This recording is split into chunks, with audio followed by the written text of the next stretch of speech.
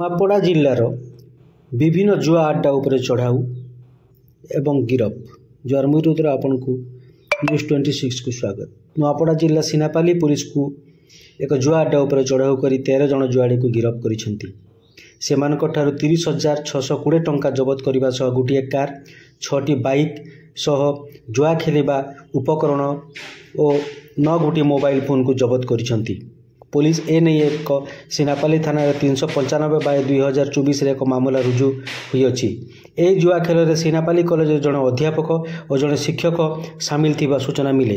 सेहीपरि नूआपड़ा जिला कोमना पुलिस मध्य जुआ अड्डा उपर चढ़ाऊ कर 8,650 टंका सह 3 गोटी मोबाइल जबत करने सह 312 एवं 312/2024 एक मामला रुजु करने सह 3 जन को गिरफ करिछि।